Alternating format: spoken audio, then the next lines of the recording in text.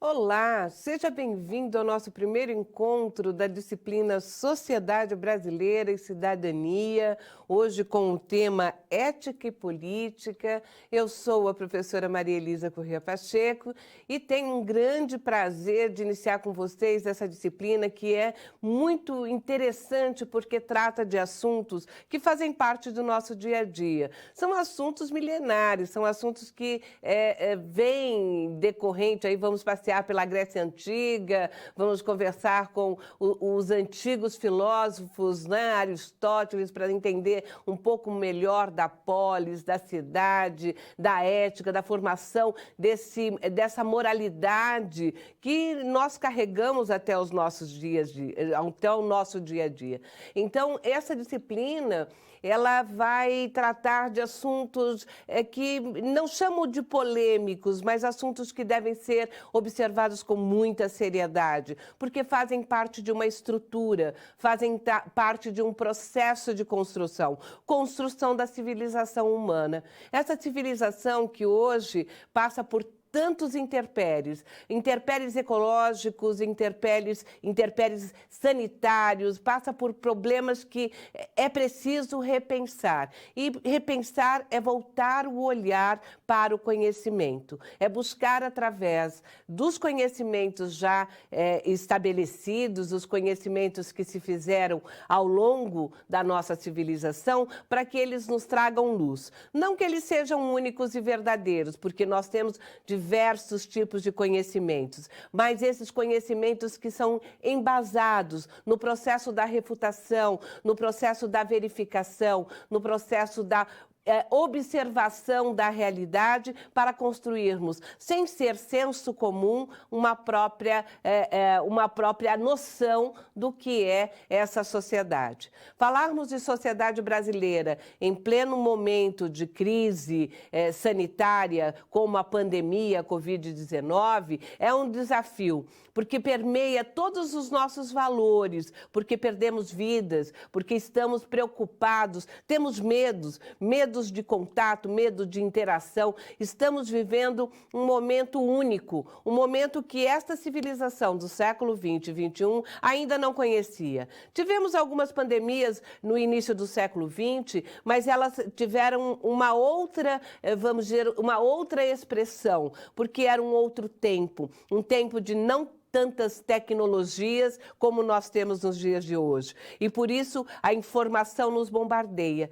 e é preciso pensarmos principalmente a partir de uma noção, a ética. O que seria essa noção? O que a ética e a política podem nos levar a compreender ou nos dar elementos para entender um pouco dessa realidade que estamos vivendo no dia atual. Nos dias atuais.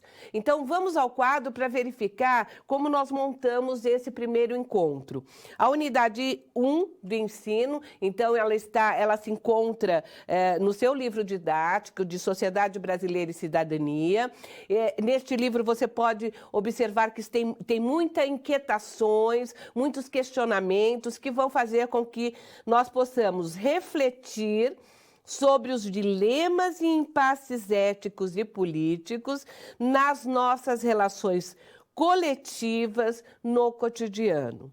O resumo dessa disciplina, valor da ética e da política na atualidade e sua relação com o nosso cotidiano. Palavra-chave ou chaves, ética, dilemas, morais, política, democracia, bioética e meio ambiente. Você tem o título da aula e essa aula encontra-se, então, na unidade 1 do seu livro didático. É importante aqui reforçar, falarmos de ética e falarmos de política é adentrarmos no espaço da construção, da humanização dos seres que aqui convivem, né, na coletividade. É humanizar o indivíduo frente ao outro. É buscar uma alteridade para que possa nos conduzir dentro desse caos, desses problemas que vão se apresentando.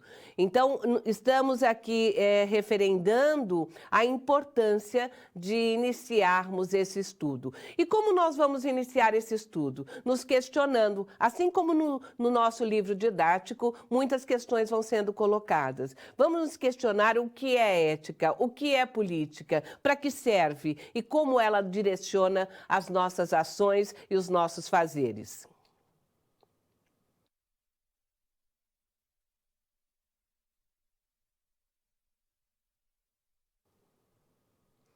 Por que pensar sobre ética? É um questionamento muito importante, principalmente nos dias que vivemos, a partir de uma ideia de esvaziamento dos conhecimentos anteriores.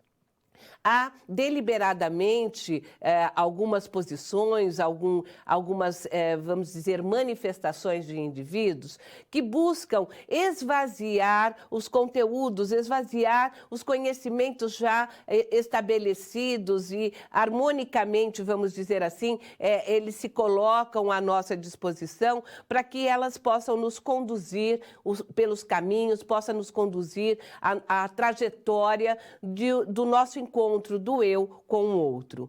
A ética, nesse sentido, e pensada lá nos primórdios, né, da Idade Clássica, com os gregos em Atenas, principalmente a partir de Aristóteles, quando trabalha a discussão da ética de Nicômaco, nós vamos ver que ele traz exatamente essa preocupação.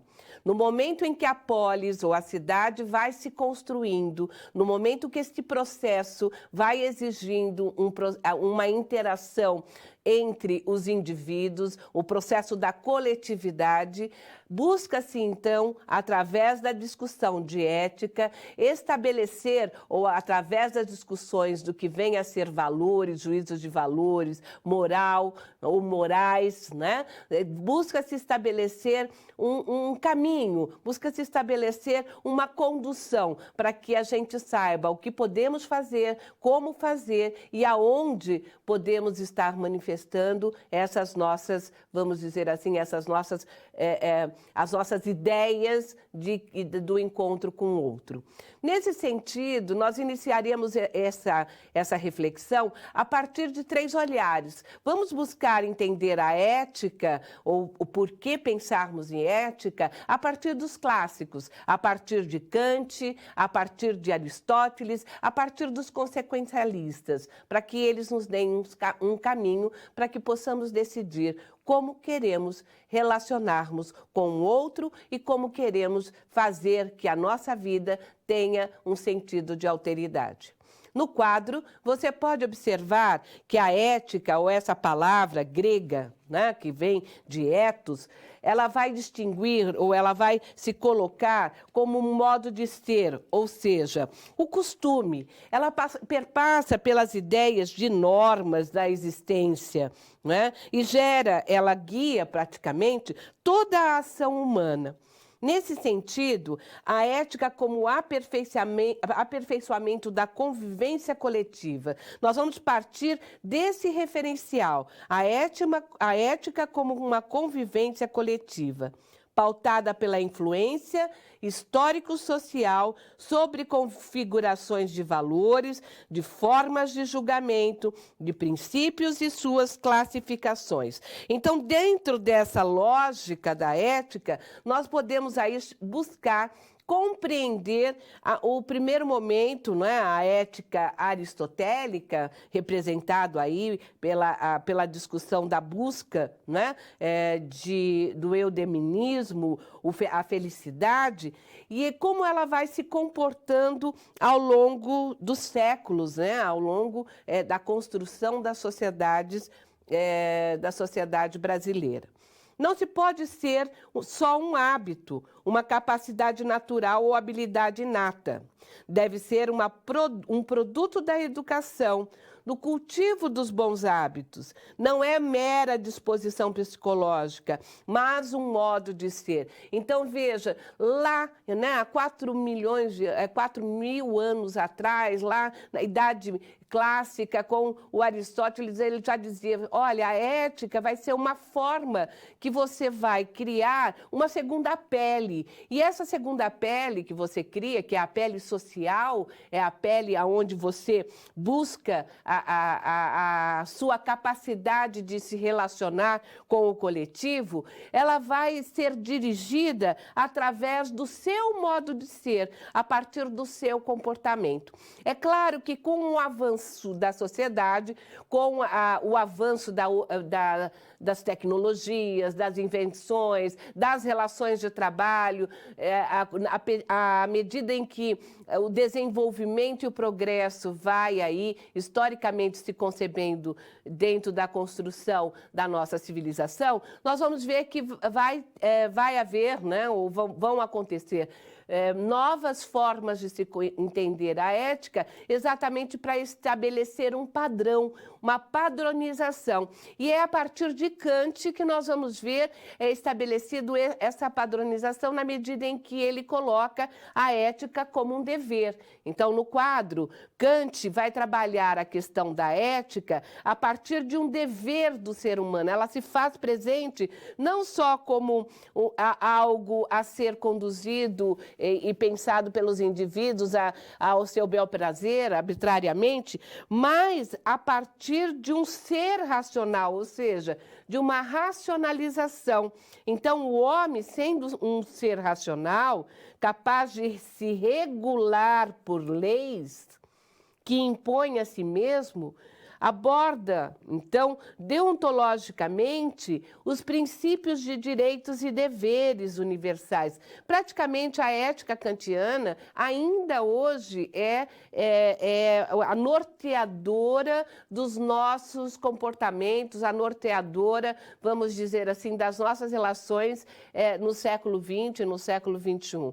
Então, a ética kantiana, colocando a sociedade dentro de um padrão, de uma estrutura onde as organizações, as instituições sociais aí que vão representar este processo, elas vão nos dando os princípios de direitos e os princípios de deveres, quer dizer, elas regulamentam. Deixa de ser, de uma certa forma, algo que venha da existência humana, né, da própria necessidade do ser humano de se relacionar com o outro, e passa a ser aí uma ética normatizada pelas leis, pelas regras do convívio societário. No quadro ainda, podemos ver que age de modo que a máxima da tua vontade possa valer sempre, ao mesmo tempo como um princípio legislador universal, reforça Kant. Dentro deste quadro, podemos buscar então em Stuart Mills e Bentham, não é? Dois grandes clássicos que vão discutir a ética da consequência, ou seja, a ética consequencialista. Ele coloca a normatização da ética, né? Colocando que os atos são corretos se trouxerem benefícios a um número maior de pessoas do que se não fossem adotados. E ainda, se suas consequências são pelo menos tão boas quanto qualquer outra alternativa.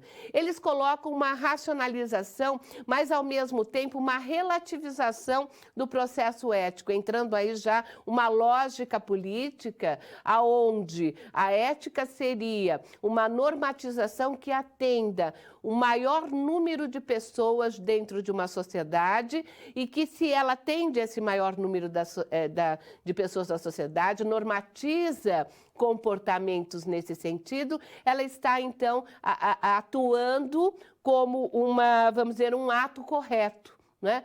E nós vemos que nem sempre é bem assim, né? Na maioria das vezes, algumas normatizações se fazem exatamente ao contrário.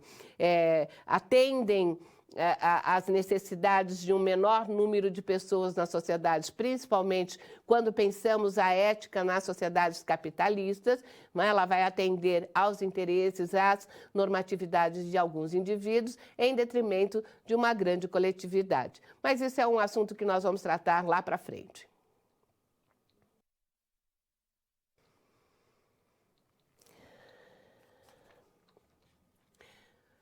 Dilemas morais. Agora entramos aí em uma série de questões, de problemas que nos são colocados no cotidiano, no dia a dia, que são aqueles que vão nortear a normatização da ética. Então, os dilemas morais, eles partem, poderíamos aqui pensar em várias situações, como no seu livro didático, ela inicia a partir da lógica dos imigrantes, aqueles que adentram ao nosso país, por exemplo, ao Brasil, que vêm de fora e tem toda uma problemática a serem aceitos ou a receberem os mesmos direitos constitucionais que os próprios brasileiros. Temos dilemas morais que envolvem a questão da propriedade, né? Principalmente pensando nesta ética liberal, a ética da sociedade onde neocapitalista, né? O capitalismo financeiro, aonde o direito fica estabelecido, desde lá das discussões dos contratualistas, a partir da posse, a posse da terra. Então, nós temos uma série de dilemas a serem pensados. Por quê? Porque é correto alguém não ter uma casa e morar na rua, sendo que outra pessoa tem muitas outras casas, né? Tem muitas propriedades. Então, são dilemas que nos levam a pensar a própria constituição e estrutura da nossa sociedade. Então, para pensar sobre isso, olhem lá no quadro. Os dilemas morais, eles nos levam à complexidade do exercício da nossa liberdade. Quer dizer, ele faz com que a gente reflita como devemos escolher um caminho. Então, o dilema é exatamente esse. Você escolhe um caminho. A sociedade, a partir dos seus atos, a partir do seu entendimento, vai escolher um caminho. E esse caminho preservando a liberdade do seu dia a dia. Então, as escolhas são fundamentais em princípios, critérios de valores. E a consciência moral é a capacidade, então, para avaliar e julgar essas ações de escolha. Lembrando que o juízo de valor corresponde à realidade da sua existência. Então, olha como é importante, né? Quando pensamos assim, nossa, estou num dilema moral, estou num momento em que eu tenho que buscar um caminho. E esse caminho tem que preservar aquilo que mais o ser humano, vamos dizer assim, busca conter, que é a sua liberdade de escolha, né, para que ele possa se realizar como humano. E essa liberdade de escolha, muitas vezes a partir do entendimento, da construção que nos foi imposta, né, pela própria estrutura social, econômica, política, cultural de nossas sociedades, elas nos levam só a um determinado olhar, muitas vezes, e que é um olhar até alienante, que é aquela visão, muitas vezes, de que a minha escolha é a escolha de eu poder consumir, de eu poder ir e vir, mas vai muito além disso, né? A escolha de preservação do outro, a escolha de um bom viver com o coletivo. Então, isso muitas vezes fica escondido, né? Fica subentendido dentro das nossas relações, mas seria o que mais deveria ser valorizado dentro das regras de uma sociedade. No quadro ainda, podemos ver que os princípios desses dilemas nos levam praticamente a dois caminhos. E aqui eu faço uma provocação, né? Além daquelas que você tem no livro. Quais são os principais dilemas éticos hoje no Brasil para enfrentarmos a pandemia do Covid-19? nós podemos passar por duas perspectivas, podemos escolher dois caminhos. O primeiro pela solidariedade e o outro pelo individualismo. É isso que nós estamos trazendo aqui para pensar, né? Então, no processo de solidariedade, no processo da construção de uma ética, de uma moral, de um juízo de valor de existência preocupado na alteridade, na relação com o outro, eu vou buscar o caminho da solidariedade, aquele caminho que é da generosidade, do cuidado com o outro. Eu vou usar máscara, eu vou buscar não concentrar, não é? Com outras pessoas, eu vou buscar um isolamento, eu vou cuidar, porque ao cuidar ao me cuidar, ao cuidar de minha família, ao cuidar do meu entorno, eu estou necessariamente contribuindo, não é? Para, vamos dizer assim, para que essa pandemia tenha um outro rumo, destrua talvez menos vidas do que já destruiu. Agora também eu posso ir pelo individualismo, né? Eu posso ir também, não que na solidariedade também não haja perdas. Toda escolha, você tem dois caminhos, né? E esses caminhos você pode ter ganhos e perdas, tá certo? É importante lembrar nisso. Ser solidário e não quer dizer que você também não tenha aí que deixar de ter alguma coisa para que o outro possa conviver bem também, em paz com você. O individualismo já não. No individualismo eu vou buscar só a proteção dos meus, né? Vou buscar minha autoproteção, buscar aí a proteção dos meus. E nesse sentido, então, nós criamos a ideia de moral. Percebe? Então, a moralidade ou os princípios morais, que muitas vezes nós colocamos até em xeque, chamando-os de hipócrita e tudo mais, é exatamente por conta desta relação, né? Então, os princípios morais, eles são construídos de acordo com a realidade, com a construção de ser que nós, humanos, nos colocamos a fazer no nosso dia a dia. Vamos ao quadro para observar melhor. A moral, entendida como um preceito que vai regular o comportamento. Ela é uma produção cultural, um hábito que vai ser consolidado, ela vai se tornar muitas vezes uma verdade para conduzir a minha prática de conduta e vai organizar as relações entre os indivíduos em sociedade. A moral, ela é dialética, ela não é estática, ela não é um princípio sem mudança, né? Ela parte dos princípios éticos, da concretude da existência do ser, desse ser universal, né? Ela é temporal, ela também é social e pessoal e refere-se aos compromissos e às responsabilidades pessoais, coletivas e políticas que os indivíduos vão aí se organizar em torno dela. Nesse sentido, olha que importante que nos diz Comparato. O ser humano só realiza integralmente as suas potencialidades, isto é, somente se aproxima do modelo superior de pessoa quando vive numa sociedade cuja organização política não se separa da exigência ética e regula de modo harmonioso todas as dimensões da vida social.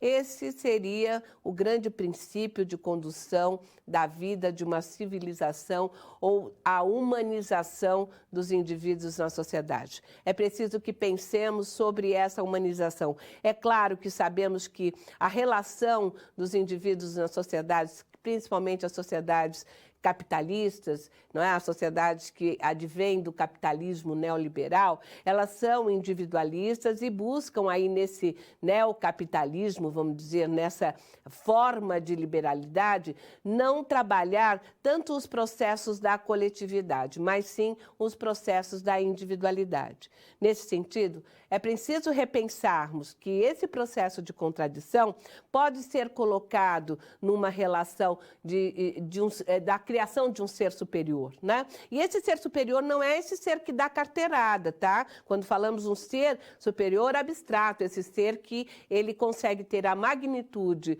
a alteridade ao se aproximar do outro. Ele consegue sentir o que o outro está sentindo, ele consegue se colocar no lugar do outro.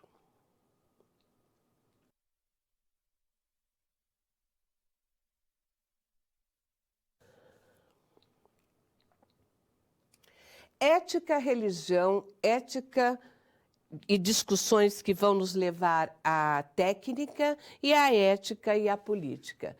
Porque pensarmos sobre a ética e essas, vamos dizer assim, essas práticas, né, praticamente da nossa vida, elas, ou nossa forma de manifestar as nossas, os nossos credos, né, a forma que nós nos colocamos politicamente, porque isso se torna importante para a organização e a estrutura de uma sociedade? Bom, primeiro é preciso pensarmos que muito da ética ou da moralidade que nós carregamos ao longo de nossas vidas foram colocadas, não caídas do céu hoje, né?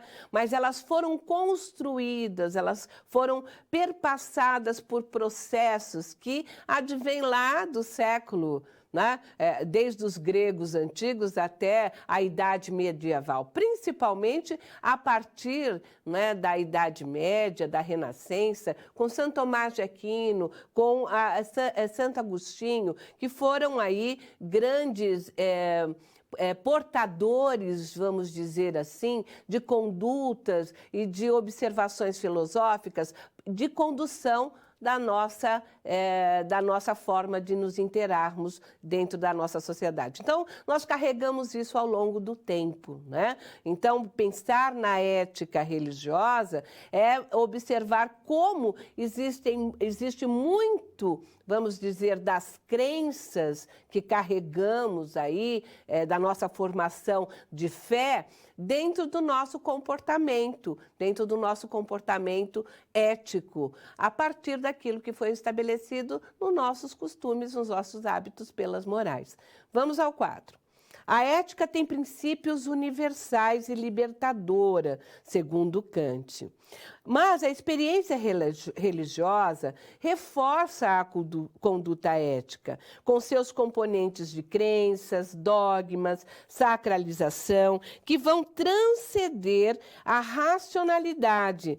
São instâncias que se completam. Por isso, podemos dizer, ou podemos aqui pensar, que toda a ética praticamente, ou seja, que todos os conceitos, né, do sagrado, da fé, das crenças que carregamos ao longo de nossas vidas, eles estão subordinados à ética, né, segundo Kant. Então, a religião se subordina à ética e, a partir dela, constrói um ser humano melhor. Já dentro de uma lógica onde trabalhamos a questão da ética e a prática, nós vamos ver, ou a técnica, nós vamos ver que ela vai sendo construída a partir de outras, vamos dizer, outros valores, outras formas de compreensão da realidade humana. Por isso, nos diz Comparato que técnica e ética completam-se necessariamente para impulsionar os povos e as civilizações. Olhe no quadro como isso é interessante. A técnica e a ética completam-se para impulsionar os povos e as civilizações a se unirem. Isso quer dizer que a tecnologia, ela não está divorciada da ética, ela conduz à inevitável fratura da humanidade. A ética ignorante do saber tecnológico, ela é ineficiente. Então, tecnologia sem ética, ela nos leva a uma fratura. O que é essa fratura? Olha, vamos pensar nas bombas, né? As bombas atômicas, os vírus criados em laboratórios, né? Nós podemos ver que a técnica, a tecnologia, a utilização de drones para bombardear, vamos dizer, favelas, né? Então, a maneira como você se utiliza da invenção, da tecnologia, da prática, para colocar a serviço do humano. Na realidade, é isso que o comparado está nos demonstrando. Olha, a técnica sem ética, ela vai trazer uma fratura da humanidade, né? E a ética sem técnica, ela não vai para frente, ela se torna vazia. Então, no quadro ainda, você vai observar que ele diz o seguinte: o grande projeto de humanização do mundo exige que a ciência e a técnica sejam finalmente reconhecidas como patrimônio da humanidade, quer dizer, patrimônio importante da humanidade. E dentro desse processo da ética e da técnica, nós entramos na ética e a política. Então, por exemplo, é ético uma pandemia escolhermos quem será primeiro atendido? A alteridade como princípio ético e político, ela nos levará à dimensão dessa responsabilidade com o coletivo. Assim, a convivência coletiva, defendida pela filosofia ética, enriquece todas as relações. Então, a política, ela tem que passar pela responsabilidade e bem do coletivo. Nesse sentido, poderemos dizer o seguinte: Hannah Arendt nos coloca a liberdade e a responsabilidade como uma ação coletiva. Então, quando ela faz as suas discussões, não é, da responsabilidade e liberdade, ela vai nos trazendo o processo de singularidade humana, que é essa relação da interação do eu com o outro. E como essa relação é importante a partir de uma consciência libertadora e de responsabilidade. Nesse sentido, a responsabilidade pessoal, segundo Hannah Arendt, é uma responsabilidade que deve ser exercida pela capacidade do julgamento, advindo do diálogo, advindo das questões que envolvem não a banalidade do mal. Então, aqui eu quero explicar essa banalidade do mal da Hannah Arendt. Ela diz o seguinte: quando ela faz a sua leitura do julgamento de Eichmann, né, dentro do processo que é aquele nazista que agiu com forte crueldade contra os judeus, ela vai demonstrar que aquele indivíduo agia em função da normalidade ética e da conduta que ali esperavam que ele agisse, que ele era um indivíduo fortemente normal, ou seja, um indivíduo terrivelmente normal para aquela época, para aquele tempo, para aquelas condições políticas que lhe eram colocadas.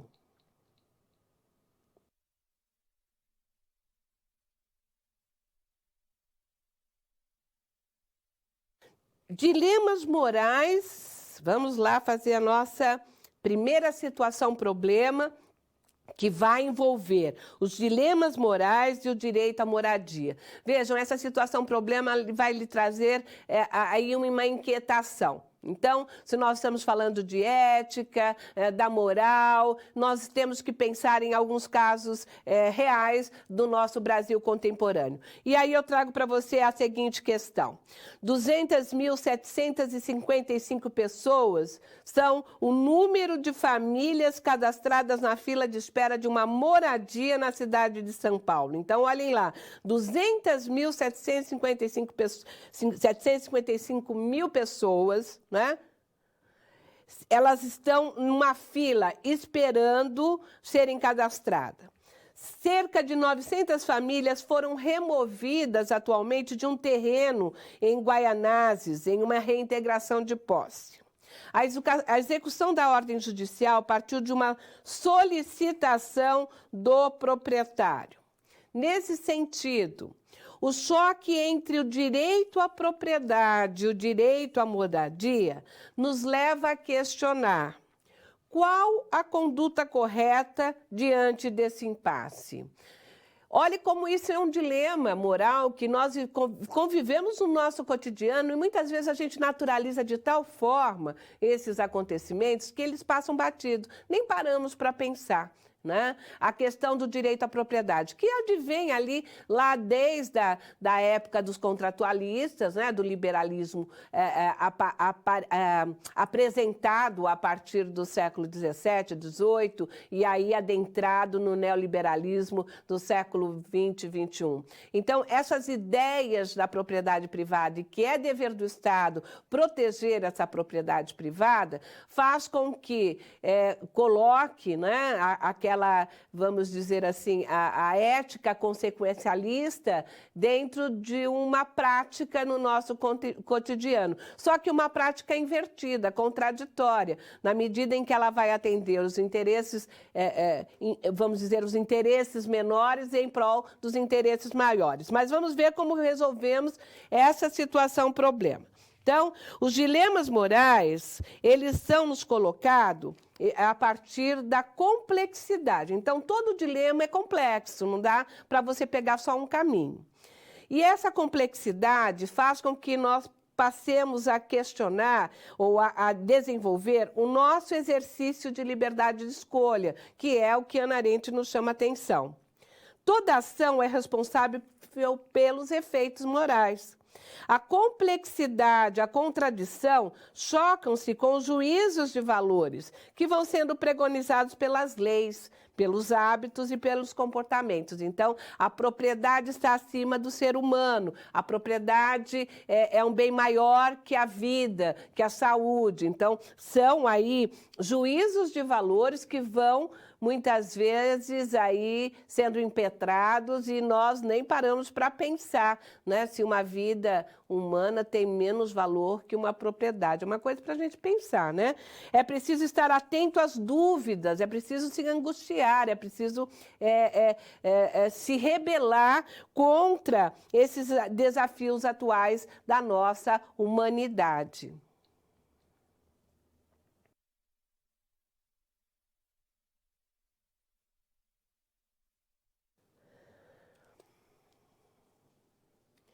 Agora eu convido você para produzirmos uma interação. Vou lhe fazer um questionamento, partindo das ideias que nós estamos trabalhando de ética, de moralidade, né, dos princípios de juízos de valores. Então, pense comigo. O Brasil é o 7º país mais desigual do mundo. Sabendo disso, você acredita que é urgentemente preciso repensarmos nossa humanidade?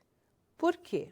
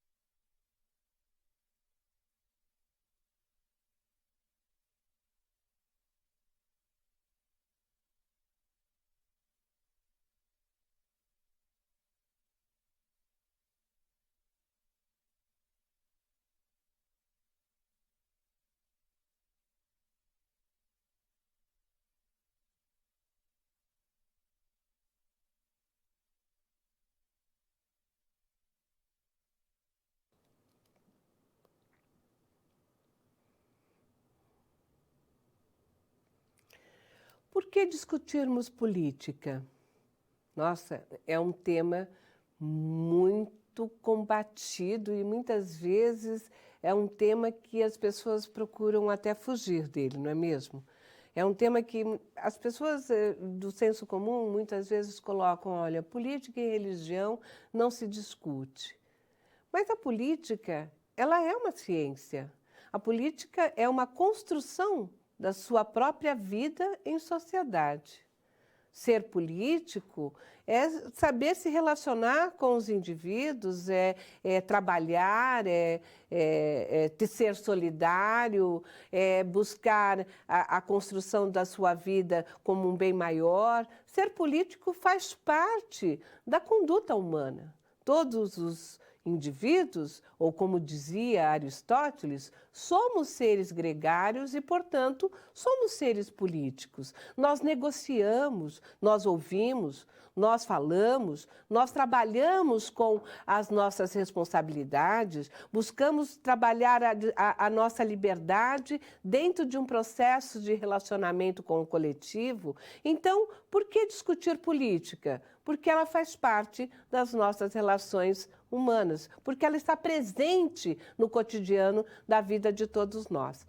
Nesse sentido, eu convoco as falas de Aristóteles, convoco as reflexões aristotélicas para nos levar à polis, à cidade, à nossa cidade, para tentarmos observar como a sua distribuição, organização, como a estrutura das nossas cidades, da sua cidade, como ela é embasada, como ela é organizada através da política. E é a partir desta política é que nós vamos entender se somos seres que vão estar participando das benesses da polis ou não.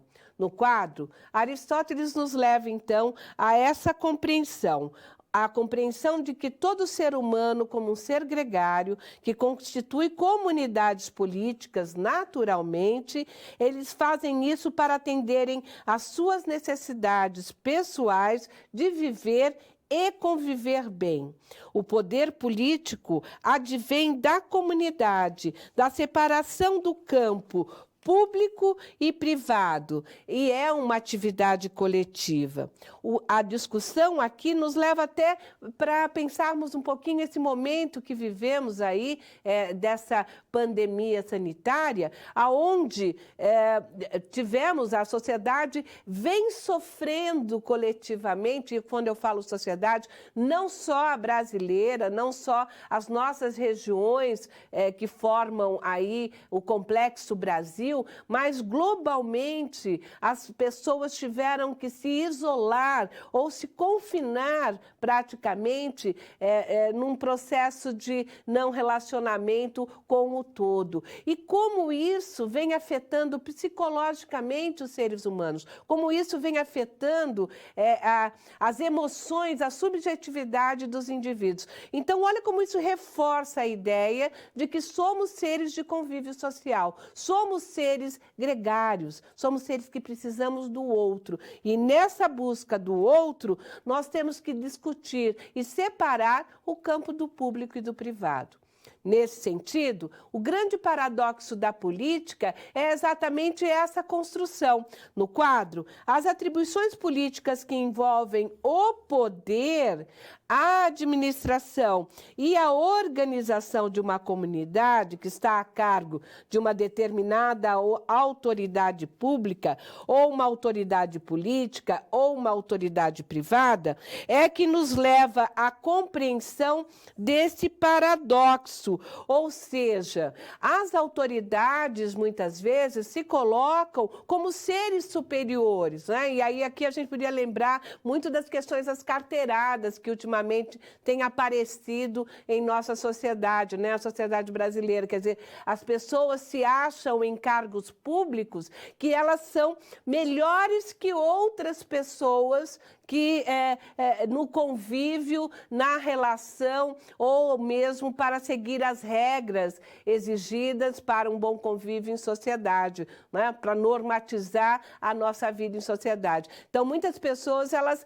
têm essa ação, sabe? com quem você está falando, né? Ou seja, não só também por a questão da autoridade política ou a autoridade, vamos dizer, pública, mas também aquelas pessoas que se acham só porque estudaram, fizeram universidade, são pessoas que, nas suas atividades privadas, se acham acima de outras pessoas, já categorizando, né? Achando que são melhores ou coisas assim. Então, isso é o paradoxo da política. Isso não é política, né? Isso é o paradoxo que é carregado dentro das relações no convívio societário.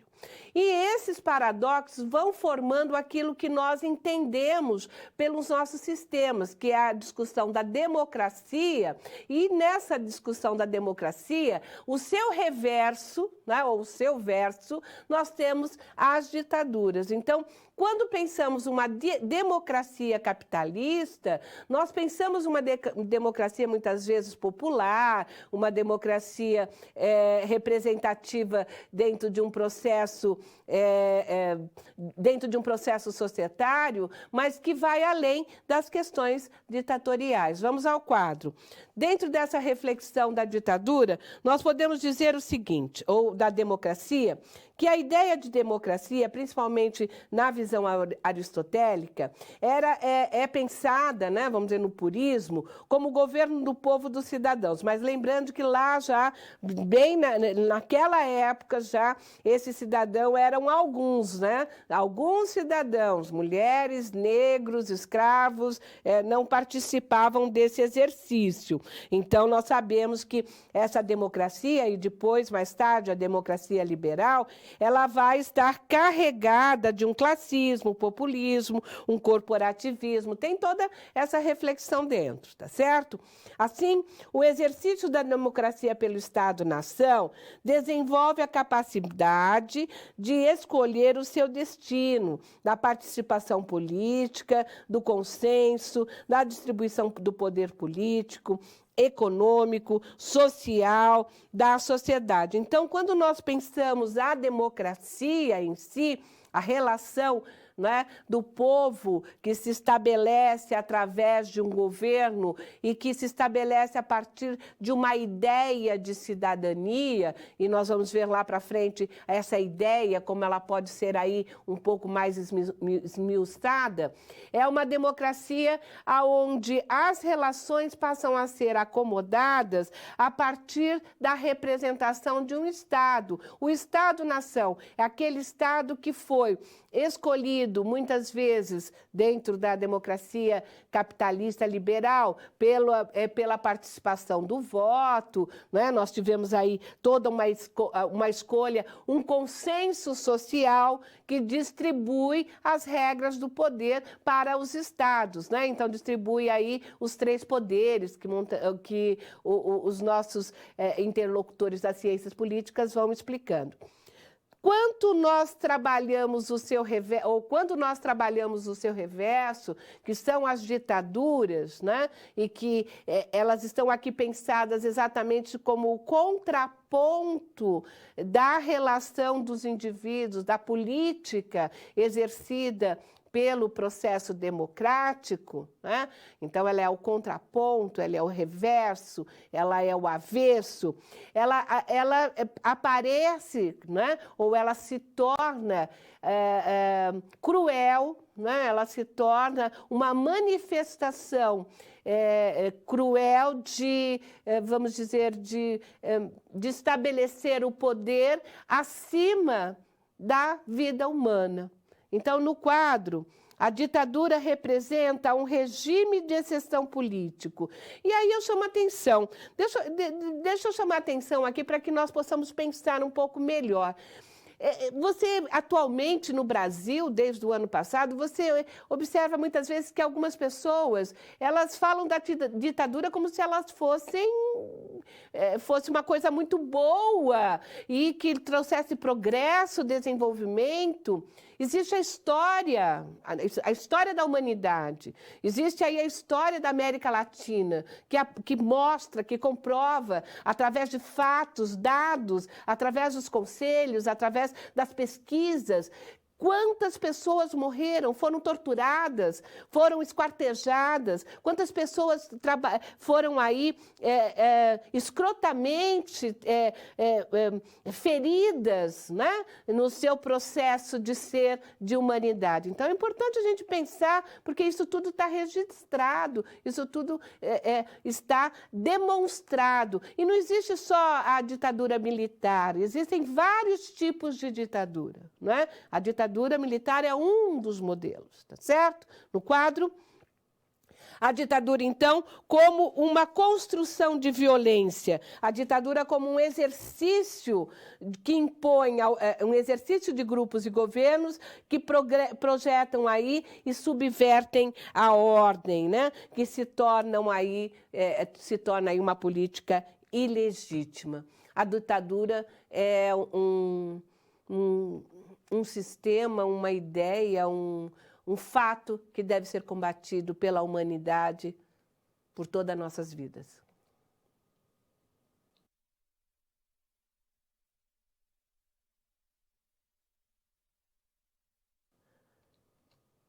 Política e vida cotidiana. Então, agora vamos pensar como que é essa política no nosso dia a dia, no nosso cotidiano. Será que você é um ser político? Será que você participa, participa das reuniões do seu bairro? Você busca cobrar daqueles que você elegeu as melhorias para a sociedade como um bem coletivo? Como que é essa a sua relação, a sua vida cotidiana com a política? Ou você vai lá e só vota, né, na época de eleições e não tem aí essa atividade de observação, de seguir os acontecimentos. Será que essa consciência nós já conseguimos exercer, já construímos na nossa própria atividade de seres políticos brasileiros? Será que a gente tem essa consciência política? Bom, segundo alguns estudos, segundo os observatórios das atuações, das atividades dos indivíduos na sociedade, nós vamos ver que a participação política muitas vezes se resolve ou se reserva apenas ao momento da escolha, do voto, não é, partidário, ainda dentro de uma ideia que nós vamos trabalhar, o clientelismo, dentro de uma ideia aí meio patrimonialista e tudo mais. Então, é preciso que a gente consiga perceber que isso vai muito além. Então, no quadro, é importante nós termos a consciência de que nossa vida, nossa representação coletiva, nem sempre a gente faz aquilo que a gente pensa, porque a nossa participação política, nossa representação coletiva e o nosso reconhecimento de vínculos sociais, quando atingido por uma consciência dissociada, ou seja, ela não entende, né, dissociada no sentido de que ela pensa que mas faz diferente, né, do bem comum, desperta desinteresse da cidadania. O contrário, ou seja, a consciência política aumenta o interesse e o pertencimento dos grupos sociais com responsabilidade e condução política. Então, o exercício à cidadania, né, ou o exercício que nós temos ali da discussão da consciência política, é preciso que a gente tenha uma consciência política para que ela não se desassocie no dia a dia das nossas relações, das nossas atividades, das nossas representações. Então, ser um ser político com consciência permite que essa busca para um bem comum da humanidade seja aí melhor distribuído, ou seja melhor pensado. Então é importante a gente ter essa consciência. Nossa consciência não pode estar desassociada daquilo que se pensa e do que se faz. Nesse sentido, nós vamos buscar Quem são os autores que vão nos dando aí as luzes ou as pistas para construirmos essa ideia da consciência política, né? Nós vamos ver que começa lá com os contratualistas, o liberalismo, né, da sociedade, com as ideias que vêm, num primeiro momento, combater o posicionamento do filósofo Hobbes, que entendia que todo ser humano é um ser egoísta, todo homem é um lobo do homem, e por isso ele precisa ser comandado, ele precisa permitir, né, dar a sua, não é só permissão, mas dar a sua resiliência total ao Estado para que esse grande Estado, que ele chamava de Leviatã, conduza toda a nossa sociedade. Então, os liberalistas, né, o Locke, Rousseau, os autores que vão aí representar o contratualismo, eles vão vir para destronar, vamos dizer assim, né, tirar essa ideia que Hobbes nos colocava. Então, vamos ver lá como Hobbes colocava as suas ideias.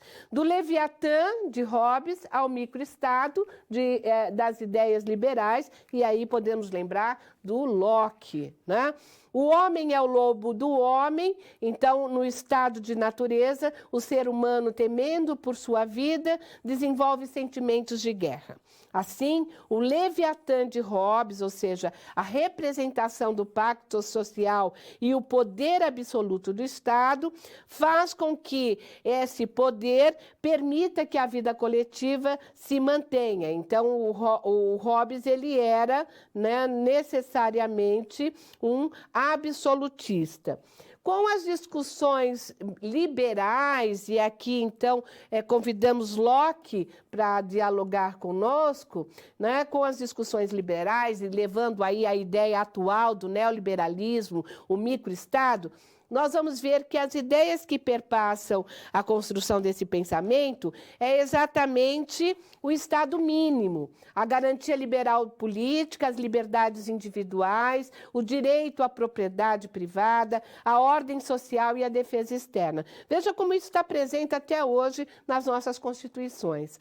A perspectiva neoliberal do microestado afirma-se na defesa das privatizações, no funcionamento do livre mercado, na rejeição e intervenção do Estado na vida coletiva, estabelecendo a microestado, ou seja, a mínima participação, né? Então, a mínima participação do Estado para o bem-estar da vida coletiva. Essa é a ideia do microestado.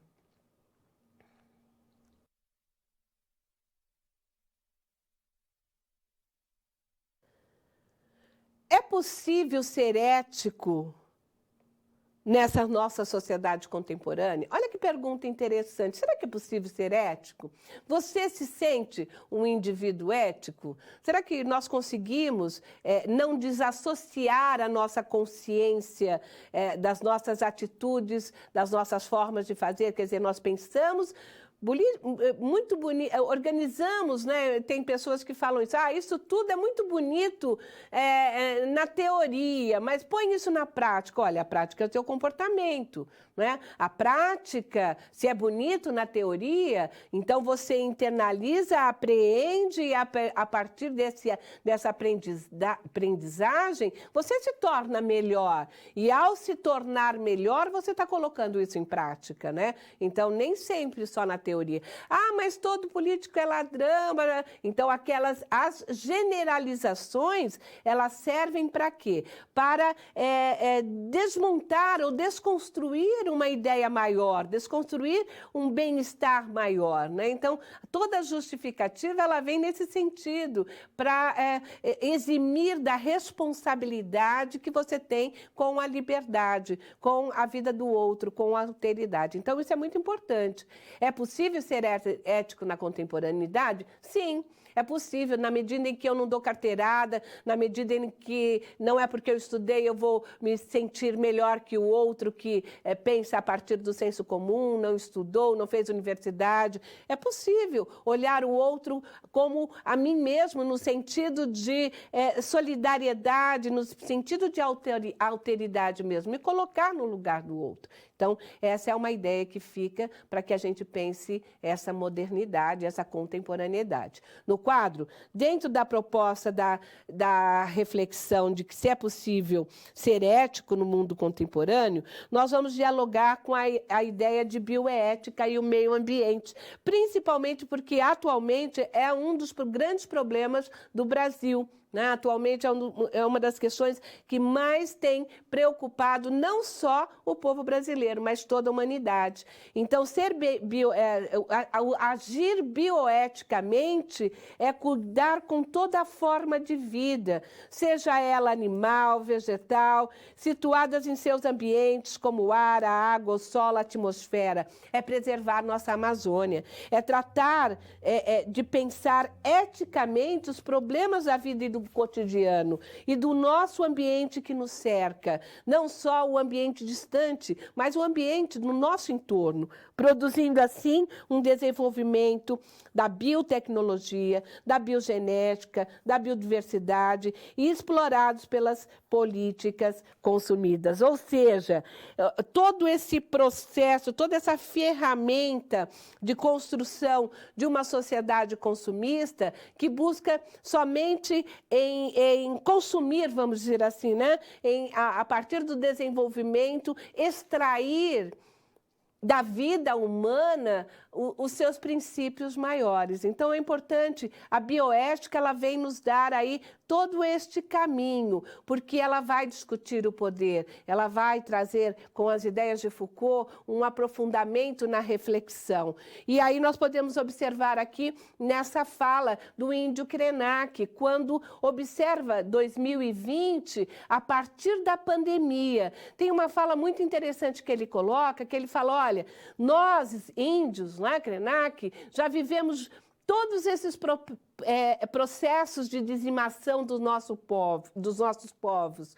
Nós vivemos isso cotidianamente, nós somos assaltados cotidianamente com a violência em nossas vidas, seja pela saúde, pelos problemas sanitários, seja pela questão das invasões e pela busca da riqueza. Mas quero ver vocês brasileiros, ou vocês povos, ou povo branco, se tornarem mais humanos na medida em que vocês estão passando por essa dizimação, assim como nós. Olhem no quadro que interessante o que ele nos coloca. O que estamos vivendo pode ser a obra de uma mãe amorosa, a Terra, que decidiu fazer o filho calar a boca, pelo menos por um instante.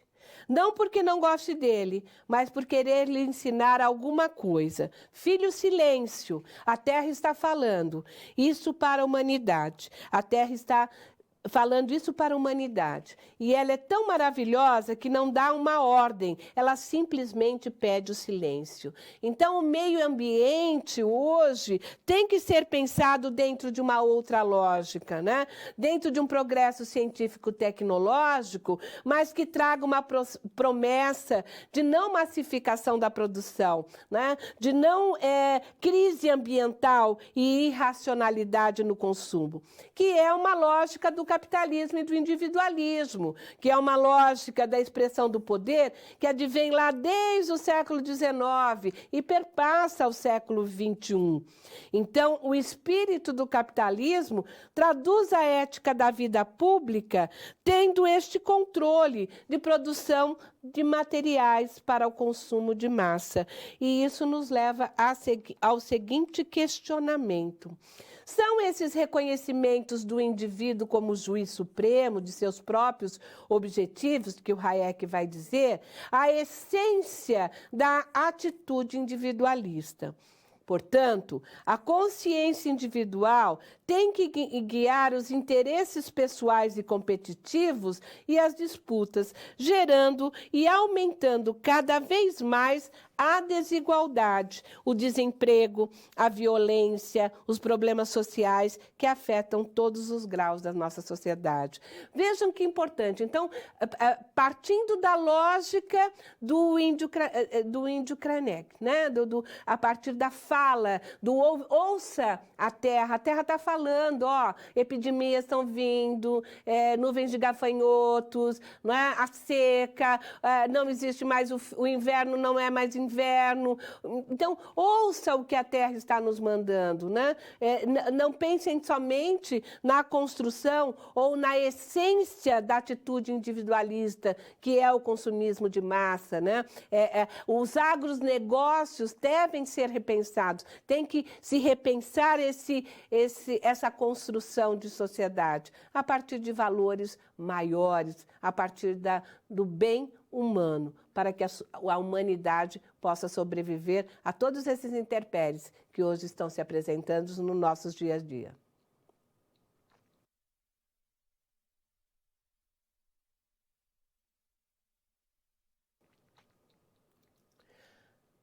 A ética na vida pública e a bioética. Então, para dar continuidade, eu convido você a resolver comigo uma situação-problema, onde a ética e a bioética nas relações da vida pública, elas se fazem presente. Então, partindo dessa lógica, eu vou apresentar para você a situação-problema. Investidores europeus ameaçam desinvestir no Brasil, devido ao desmatamento na Amazônia. 7 grandes empresas de investimento europeias disseram a Reuters que desinvestirão em produtos ou em produtores de carnes, operadoras de grãos e até em títulos do governo do Brasil, se não virem progresso rumo a uma solução à destruição crescente da floresta Amazônia. Isso foi uma manchete, foi uma notícia no G1 no dia 19 de junho de 2020. Então, a partir dessa notícia de que os investidores europeus buscam sanções não só às corporações brasileiras que se instalam aí no agronegócio, na compra, na relação, não é, que esses países têm com o Brasil, mas também nos títulos no negócio, se não houver ou se não acontecerem políticas públicas que venham em atendimento às necessidades daquela região, a região amazônica. Então, olha como isso é sério. Isso vai impactar praticamente todas as regiões do Brasil e principalmente toda a nossa política internacional e nosso comércio internacional. Mas isso também é um sinal. Isso é um sinal que o externo, vamos dizer, numa sociedade globalizada como nós vivemos, não é? As relações internacionais, elas também têm uma força, vamos dizer, global, interna, dentro da nossa sociedade, porque nesse processo de relação de compra e venda, nesse processo do capitalismo financeiro, é preciso continuarmos o nosso progresso a partir desses investimentos. Então, isso é sério. Aí eu pergunto para você, me ajude a resolver, olhe lá no quadro. A proteção às florestas, aos povos indígenas, às comunidades tradicionais para defender a floresta e seus modos de vida, contra a implantação dos grandes empreendimentos e do avanço do agronegócio, nos leva a questionar: é possível conciliar os interesses individuais do capital financeiro com a bioética? Será que é possível conciliar esses interesses? Bom, vamos tentar resolver essa situação, um problema, a partir de 2 grandes critérios. Primeiro, a crise ambiental, a perda da biodiversidade dos povos originários da Amazônia refletem o atual estágio do capitalismo financeiro e a motivação e o interesse dos agentes de capital. Então, todo esse processo de crise que nós estamos vendo aí sendo manifestado nas invasões, né? A busca de minérios, na extração de minérios, o agronegócio de um modo geral, as grandes cooperativas, né? Ou, perdão, corporações, cooperativas não, corporações nacionais e internacionais que estão ali localizadas no território amazônico, elas têm como base, ou como ideia, ou como conduta, né, como caminho a seguir, o capital financeiro. Então, todas elas têm uma motivação, que é o autointeresse, não é a solidariedade, é o autointeresse. Né? Então, o autointeresse do capital. Então, isso é claro e ele vai ter que se regulamentar, ele vai ter que se ajustar às demandas internacionais. Uma outra forma também de compreender isso pode ser aqui observada na segunda leitura. Para a superação do consumismo individualista, é urgente colocarmos em ação uma ética que associa o consumo pessoal à preservação do bem-estar coletivo.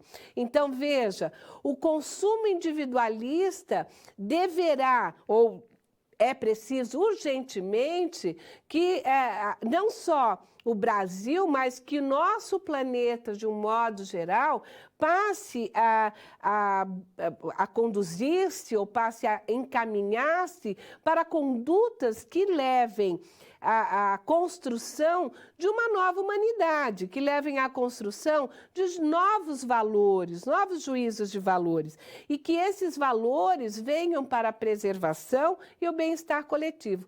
Existem teorias que dizem que nem isso vai adiantar aí, né, para combater o antropoceno, mas é um caminho, uma nova consciência para que nós possamos desenvolver não mais a autoproteção individualista, mas a preservação do bem coletivo, não só para os povos originários, mas para a história da humanidade. Né? E não só a humanidade brasileira, mas a humanidade global.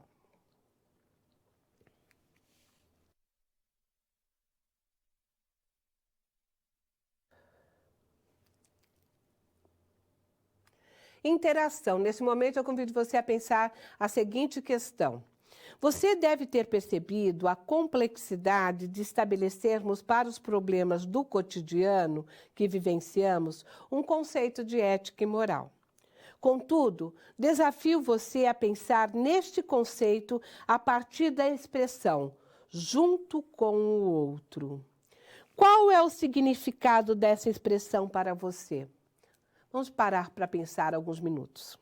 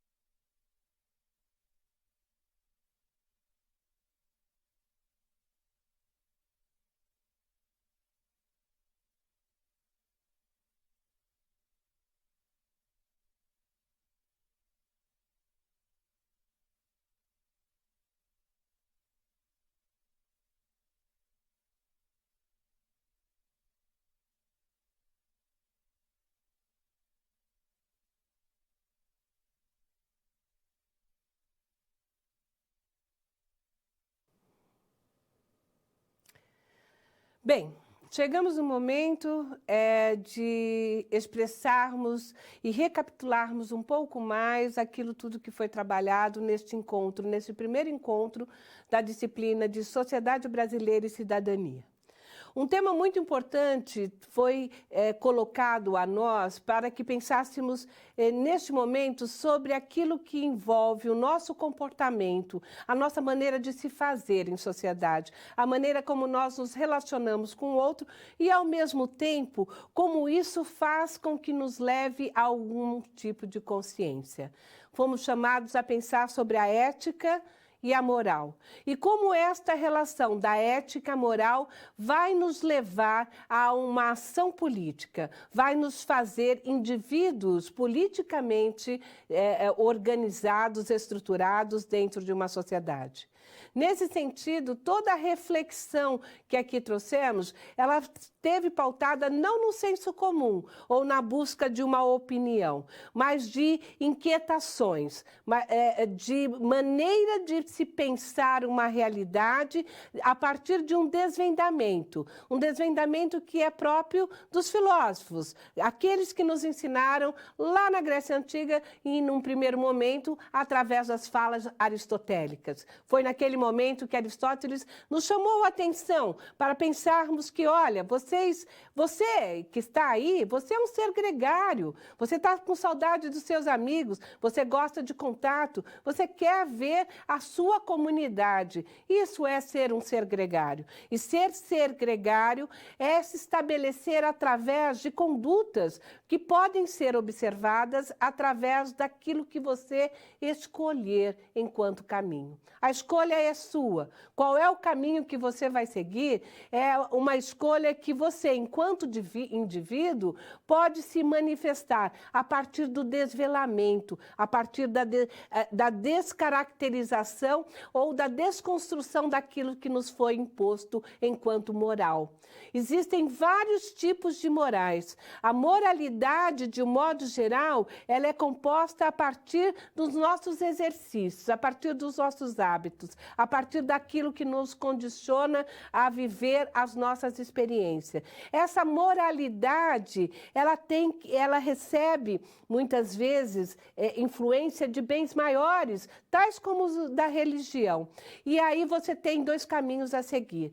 Ou um da solidariedade ou o outro da individualidade. Esses caminhos, esses percursos que nos levam e nos fazem humanos, eles podem ser pensados através da nossa consciência política, através do processo da nossa alteridade com o outro, a partir do momento que nós nos vemos no outro, fazemos parte desse outro, e este outro não só o ser humano, mas nosso ambiente, a nossa ecologia, a nossa biodiversidade, os nossos irmãos originários, os nossos índios, os nossos quilombolas, os nossos negros. Quer dizer, são indivíduos, aqueles que fazem parte da construção de cidadão, aqueles que fazem parte da construção de Estado brasileiro, democrático, que é um Estado, mesmo sendo dirigido democraticamente pelo neoliberalismo, é um Estado que se propõe, através da Constituição,